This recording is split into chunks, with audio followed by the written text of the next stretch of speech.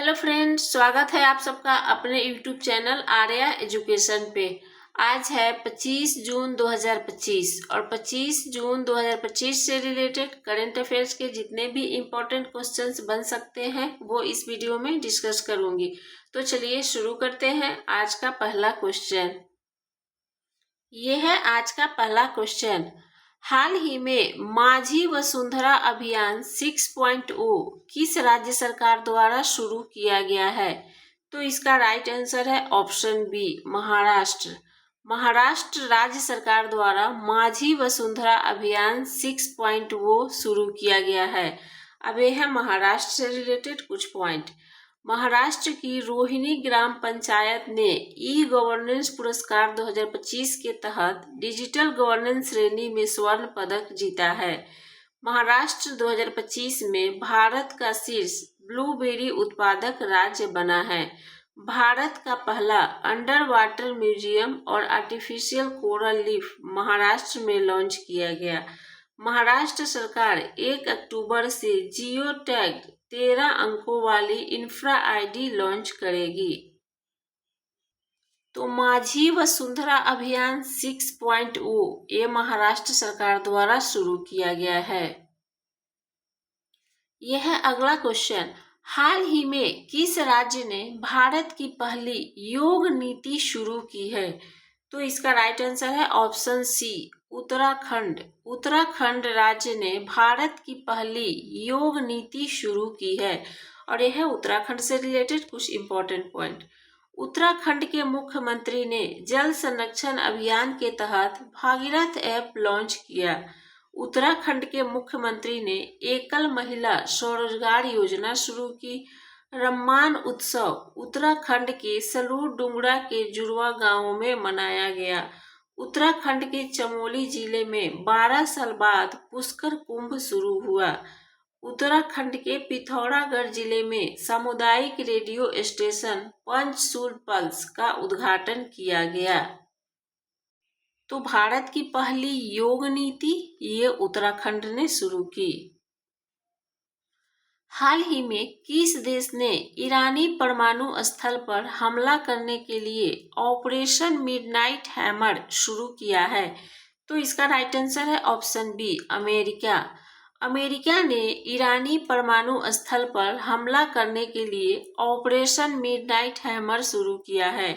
Operation midnight hammer America द्वारा Iran के परमाणु बुनियादी ढांचे पर किया गया एक अत्यंत गोपनीय सैन्य हमला है। इस ऑपरेशन का मुख्य उद्देश्य ईरान की परमाणु क्षमताओं को सीमित करना और संभावित खतरे को निष्क्रिय करना है।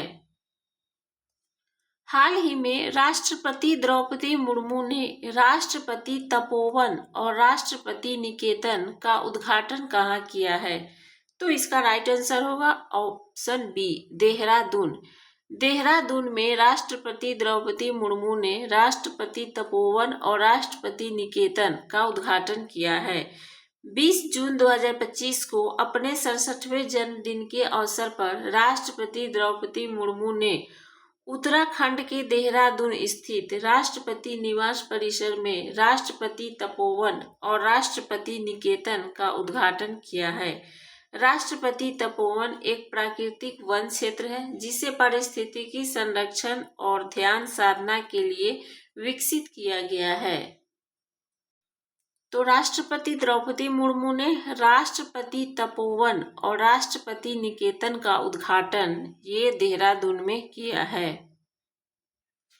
हाल ही में क्वींस क्लब टेनिस टूर्नामेंट 2025 का खिताब किसने जीता है? तो इसका राइट आंसर है option B, Carlos Alcaraz. Carlos Alcaraz ने क्वींस क्लब टेनिस टूर्नामेंट 2025 का खिताब जीता है।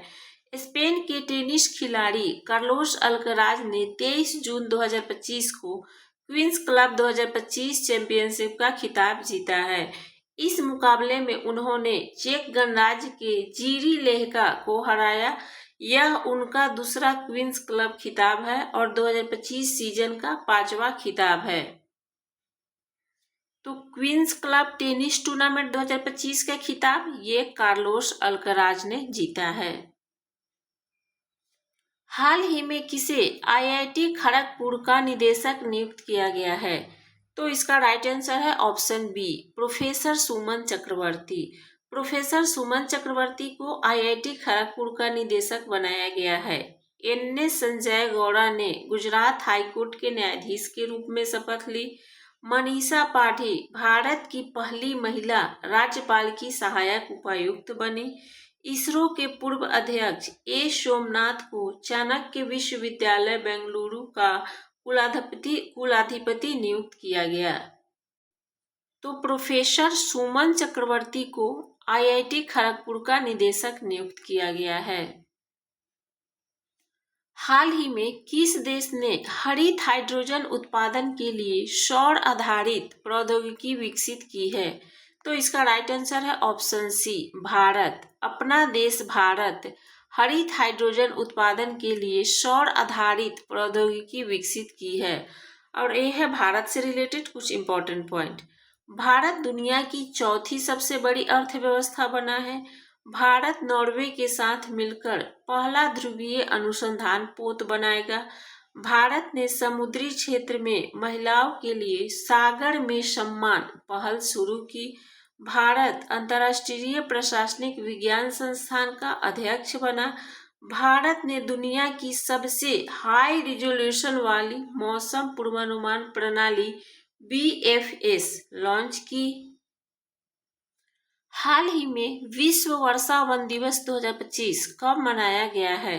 तो इसका राइट आंसर है ऑप्शन बी, 22 जून। 22 जून को विश्व वर्षा वन दिवस मनाया गया है। विश्व वर्षा वन दिवस हर साल 22 जून को मनाया जाता है।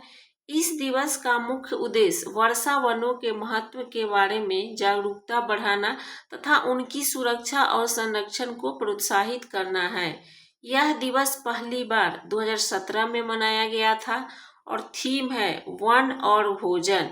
ये ध्यान रखिएगा, विश्व वर्षा वन दिवस 2025 की ये थीम है वन और भोजन। तो विश्व वर्षा वन दिवस ये 22 जून को मनाया जाता है। हाल ही में निवेश जिज्ञासा सूचकांक 2025 में भारत का क्या स्थान है? तो इसका राइट आंसर है ऑप्शन सी, 13वां। निवेश जिज्ञासा सूचकांक 2025 में भारत का स्थान 13वां है। भारत निवेश जिज्ञासा सूचकांक 2025 में वैश्विक स्तर पर 13वें स्थान पर है। यह सूचकांक यह दर्शाता है कि किस देश के नागरिक निवेश के प्रति कितने जागरूक और उत्सुक हैं। यह रैंकिंग वैश्विक रिपोर्ट के आधार पर दी गई है, जिसमें विभिन्न देशों में निवेश से संबंधित जानकारी की तलाश और वित्तीय रुचियों का विश्लेषण किया गया है।